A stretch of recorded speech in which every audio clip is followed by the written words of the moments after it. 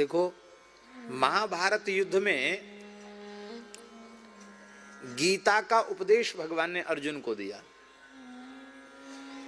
पर भगवान कुछ उपदेश दे रहे हैं और अर्जुन सुन रहे हैं। ये जानकारी किस किस को हुई?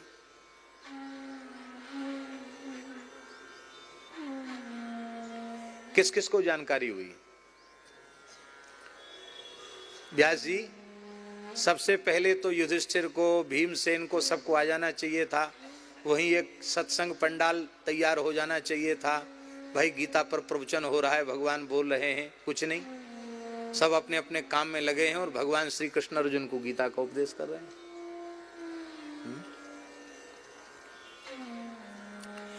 व्यास जी की कृपा न होती तो धृतराष्ट्र गीता श्रवण नहीं कर पाते। व्यास जी की कृपा न होती तो संजय गीता श्रवण न कर पाते, पर संजय सुन रहे हैं और सुना रहे हैं।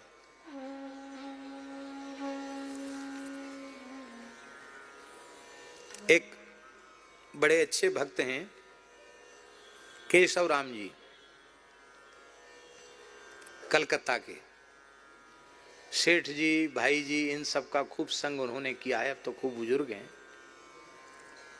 उन्होंने एक बात हमको बताई। उन्होंने कहा कि होशियारपुर में एक परिवार में भृगु संहिता है, तो श्री पंडित अमृतानंद भृगु शास्त्री उस समय होशियारपुर पंजाब में थे। बोले उनके पास गए, उनके पास जाकर कुछ ज्योतिष संबंधी प्रश्न लेकर के गए थे। तो वहां गए तो एक बात पूछी उनसे। उन्होंने कहा कोई प्रश्न पूछो, ज्योतिष वाले पंडित जी ने। तो उन्होंने कहा कि श्रद्धेय स्वामी राम सुखदास जी के पूर्व जन्म के बारे में उन्होंने पूछा उनसे। और भृगु संहिता आप विश्वास करना चाहिए, आपको एक ऐसा ग्रंथ है कि सही सही यदि उसका जानकार कोई व्यक्ति मिल जाए तो पूर्व जन्म का भी बोध उससे हो जाता है। तो केशाराम जी के द्वारा बताई हुई बात हम आपको बता रहे हैं। उन पंडित जी ने कहा कि व्यास जी की कृपा से जिन संजय को दिव्य दृष्टि प्राप्त हुई थी, वही संजय गीता का पुनः व्याख्यान करने के लिए स्वामी राम सुखदास जी के रूप में आए। ऐसा भृगु संहिता वाले पंडित जी ने कहा। ये बात हमको केशवराम जी ने बताई। तो हमको सुनकर कोई अविश्वास भी नहीं हुआ और आश्चर्य भी नहीं हुआ कि संभव है, क्यों ना संभव है। क्योंकि जैसा गंभीर चिंतन और जैसी सूक्ष्म दृष्टि श्रद्धेय स्वामी जी को गीता जी के संबंध में प्राप्त थी, वो निश्चित बिना इस प्रकार की इस दिव्य विभूति, इस प्रकार की दिव्यता उनमें थी, तभी ये संभव था गीता में उनका जीवन। पर हम यहां जो बात कहना चाहते उसको ध्यान से सुने। हम ये कहना चाहते हैं कि भगवान ने अर्जुन को उपदेश दिया और व्यास जी की कृपा से धृतराष्ट्र और संजय को ज्ञान मिला और संजय ने धृतराष्ट्र को सुनाया। इतने ही लोग जान पाए गीता को, और ज्यादा लोग नहीं जान पाए। क्या भीष्म पितामह ने गीता का प्रवचन सुना था? पर भीष्म स्तुति के श्लोक में भीष्म पितामह गीता के उपदेश का स्मरण कर रहे हैं। आप सोचिए, इसका मतलब है उनके विशुद्ध अंतःकरण में संपूर्ण गीता का ज्ञान भी प्रकट हो गया। वे क्या कह रहे हैं, श्लोक श्रवण कीजिए, बहुत प्यारा श्लोक। व्यवहृत प्रतना मुखम निरीक्ष्य। हे भगवान, सत्य संकल्प परमात्मा की प्रतिज्ञा को मेटने की सामर्थ्य भला किस जीव में है? ब्रह्मादि देवता आपके संकल्प को नहीं मेट सकते। भीष्म कौन सी चीज है आपके सामने? भीष्म क्या मेटेगा आपकी प्रतिज्ञा को? किंतु मैं इस रहस्य को उजागर करना चाहता था कि आप अपने भक्तों से कितना प्रेम करते हैं, आप में कितना अनुपम भक्त वात्सल्य है। आप अपने भक्तों की प्रतिज्ञा की रक्षा के लिए अपने प्रतिज्ञा का भी त्याग कर देते हैं। आपकी भक्त वत्सलता को प्रकट करने के लिए इस दासानुदास भीष्म ने यह दुस्साहस किया।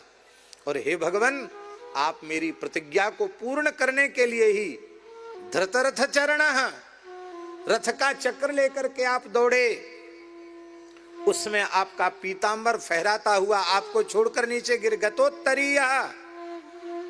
पहले तो वो उड़ा, बोले हम जा रहे हैं, भगवान का तू जाए तो भली चले हो जा, फिर वो नीचे गिर गया। भगवान ने उठाया भी नहीं उसको। क्यों? भगवान ने कहा भैया तू चाहे रहे चाहे धरती पे चाहे आसमान में उड़ जा, पर मैं भक्त रक्षण की प्रतिज्ञा का त्याग नहीं कर सकता। मैंने अर्जुन की रक्षा की प्रतिज्ञा की है, पांडवों की रक्षा की प्रतिज्ञा की है, और इस समय पांडव आर्त हैं और मैं आर्तत्राण परायण हूं। मैं भीष्म को दंडित करूंगा।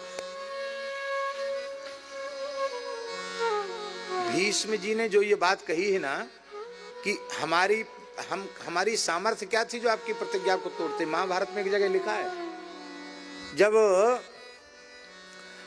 युधिष्ठिर ने कहा कि महाराज भीष्म जी तो पूरी सेना को ही सूखे जंगल के समान जला के भस्म कर देंगे, अब कुछ नहीं होगा, अब महाराज हमारा उत्साह युद्ध का ठंडा हो गया, लगता हमें पराजय स्वीकार कर लेनी चाहिए, नहीं तो आप बताओ भीष्म जी कैसे मरेंगे। महाराज जी युधिष्ठिर के आंखों में आंसू देखकर भगवान ने जो बात कही है वो विलक्षण बात कही है। भगवान ने कहा युधिष्ठिर तुम लोग कल तमाशा देखो, किसी सेना की आवश्यकता नहीं, किसी अस्त्र शस्त्र की आवश्यकता नहीं, संपूर्ण देवता लोकपाल दिक्पाल भीष्म की सहायता में, कौरवों की सहायता में कलयुद्ध के मैदान में आ जाएं तो भी एक थप्पड़ में मैं भीष्म का वध कर दूंगा और कल ही युधिष्ठिर को चक्रवर्ती सम्राट पद पर अभिषिक्त कर दूंगा, 100 कौरवों का मैं अकेले नाश कर दूंगा, मुझे किसी अस्त्र शस्त्र की आवश्यकता नहीं। अरे भाई जो त्रिभुवन सक मारी जियाई अंगुल्य ग्रेण तान हनमी इच्छन हरि गणेश्वर। पांडवों ने चरण पकड़ लिए, प्रभु आप अपनी प्रतिज्ञा का त्याग न करें। पर भगवान आपने अपनी प्रतिज्ञा का त्याग कर दिया। आप भक्त वत्सल हैं, भक्त वांछा कल्प तरु हैं, आपने मेरी इच्छा को पूर्ण किया। मेरी इच्छा थी कि मेरे ठाकुर हाथ में चाबुक और घोड़ों की रास लेकर के जो दर्शन दे रहे हैं, ये वीरोचित दर्शन नहीं, ये चक्रधारी स्वरूप में दर्शन दें। तो भगवान वीरोचित वेश में दर्शन देकर आपने भीष्म को कृतार्थ किया। हे भगवान आपके चरणों में मेरी बुद्धि लग जाए, वह स्वरूप मेरे हृदय में आविर्भूत हो जाए।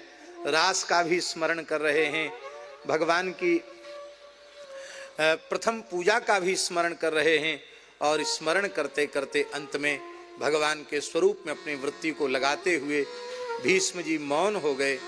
और ऐसी मृत्यु इतिहास में किसी को आज तक मिली ही नहीं।